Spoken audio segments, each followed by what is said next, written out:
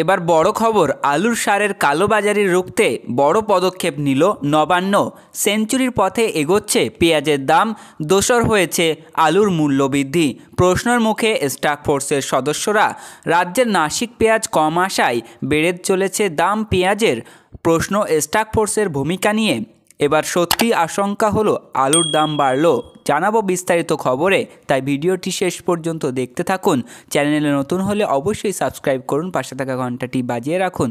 তো চলুন জেনে নেওয়া যাক আজকের আলুর গুরুত্বপূর্ণ খবর।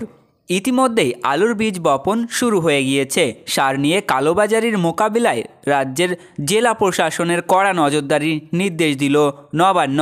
আলু চাষের জন্য কৃষকদের কাছ থেকে এই সারের চাহিদা রয়েছে এখন, এরই সুযোগ নিচ্ছে কিছু কিছু অসাধু ব্যবসায়ী।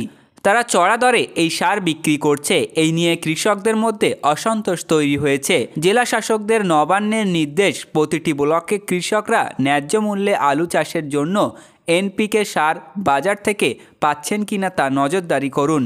সপ্তাহান্ত এবার প্রতিটি ব্লকে কৃষি আধিকারিকদের নিয়ে পর্যালোচনা করা হোক।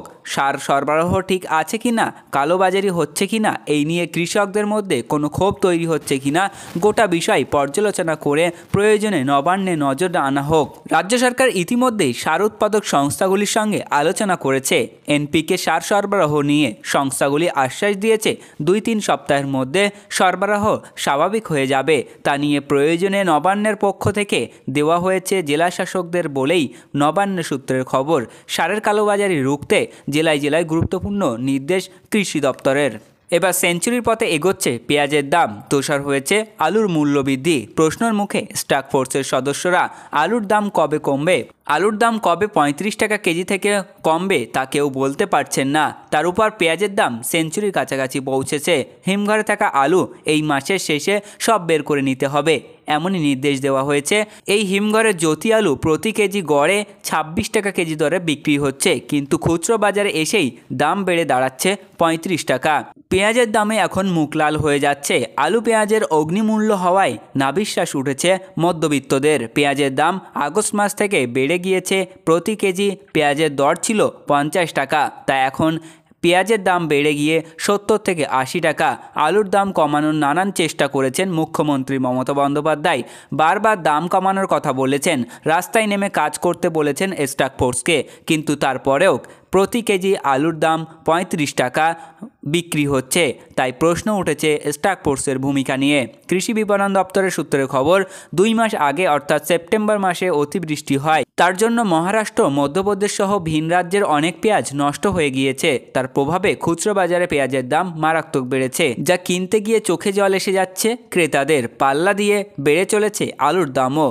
এই পরিস্থিতি নিয়ে ব্যবসায়ীদের দাবি, প্রত্যেক বছরই দুর্গাপুজোর পর পেঁয়াজের দাম কিছুটা বাড়ে। সেক্ষেত্রে মহারাষ্ট্রের নাসিকের পেঁয়াজ বাজারে চলে আসে আর দাম সামাল দেওয়া যায়। এবার সেখান থেকেই অনেক কম পেঁয়াজ এসেছে, তাই দাম এখন চড়া, যার ফলে পকেটে চাপ বেড়েছে আমজনতার।